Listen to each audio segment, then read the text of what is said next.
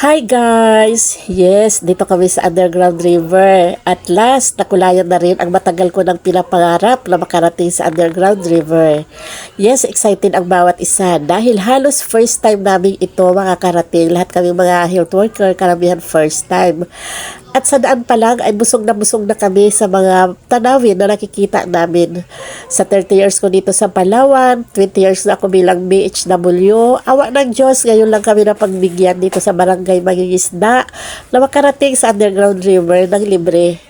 At ito ay sa pagsisikap ng aming midwife na si Ma'am Wela Cardihon na siyang nag-book upang makarating kami dito ng libre at ang tatlong kagawan na naghanap ng aming masasakyan papunta dito. Wow, dito na tayo. Yan.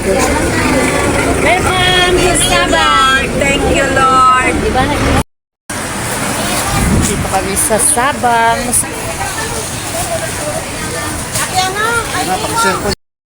Pagdating namin dito ay nag-retouch muna bago magbiyahe sa dagat papunta sa Underground River.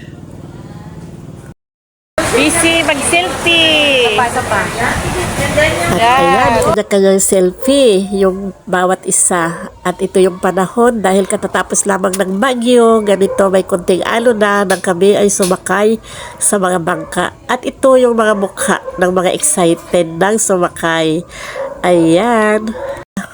Para sa pagsakay sa mga bangka papunta sa Underground River. Bawat bangka ay 6 kasi ito lang yung pinayagan ng Coast Guard dahil masama nga ang panahon, medyo may alon na kaya sa bawat bangka ay 6 lang yung sakay. At ayan ang mga kasama ko sa bangka. Number 82 ang bangka na dapat namin tandaan upang pagbalik namin ay alam namin ang babalikan namin na bangka.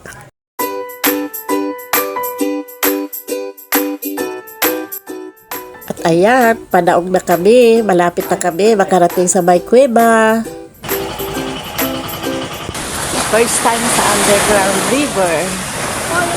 Yeah. Excited ang bawat isa ng mga kasama ko nagmamadali at kailangan namin magsuot ng mga helmet bago pumasok. At ayan, sa daan palak ay maraming mga unggoy na kaming mga nakikita. Ang bilin sa amin, huwag kami magdadala ng mga pangkain dahil ito ay maaaring agawin ng mga unggoy. At ayan, sa daan pa lang makikita yung mga unggoy na naglalakad-lakad sa daanan. Okay, picture ko muna kayo, ma'am, ha? Ang Underground River ay isa sa pambihirang likas na yaman na matatagpuan dito sa Palawan. Sa ilalim ng Batong Apog, may dumadaloy na ilog na tahimik, malamig at napapaligiran ito ng mga naglalakihang stalactite at stalagmite na parang mga likhang sining. Habang pumapasok kami sa loob ng kuweba, maririnig lamang namin ang lagaslas ng tubig at ang pagaspas ng mga paniki na nagbibigay ng kakaibang karanasang mistulang naglalakbay kami sa ibang mundo.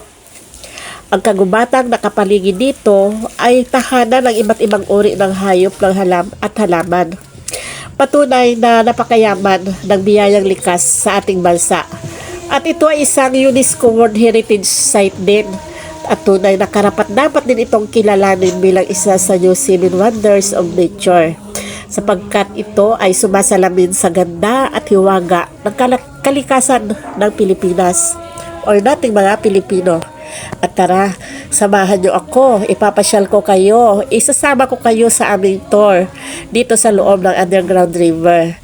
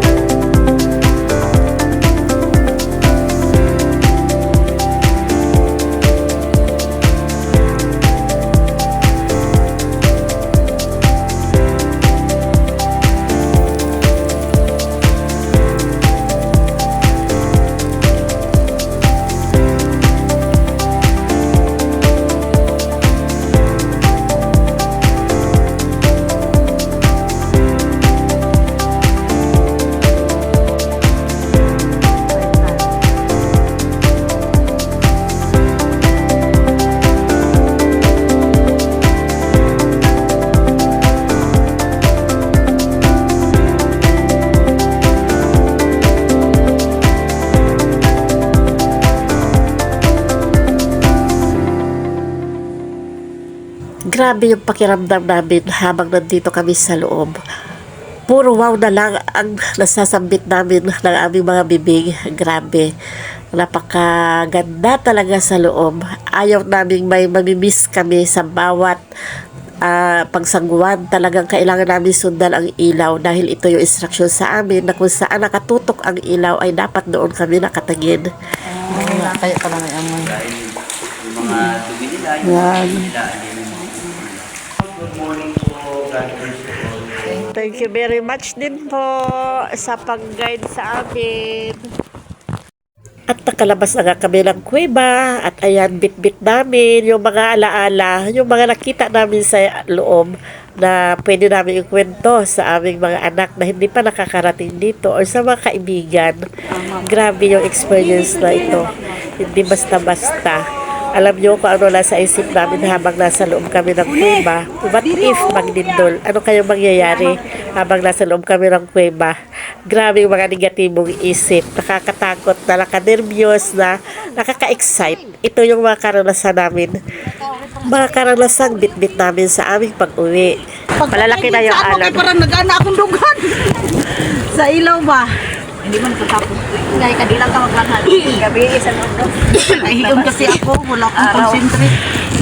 Kanina ka pa pala. Dapat nag-ihi ka muna bago nagsakay. Kasi lang nag-ihi ka na. Hindi ko kayo dito. At ayan, may isa kong kasama na hindi niya raw masyadong na-enjoy dahil siya raw ay napapaihi na. Grabe, sa sobrang nervyos, ito yung naramdaman niya.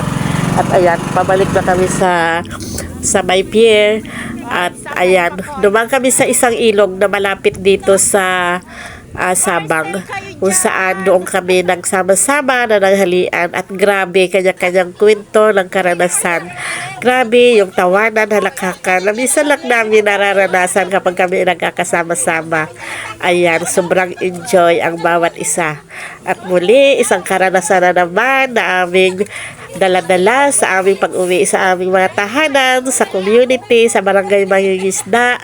Muli, ito po si Ate Des, ang BHW at your service.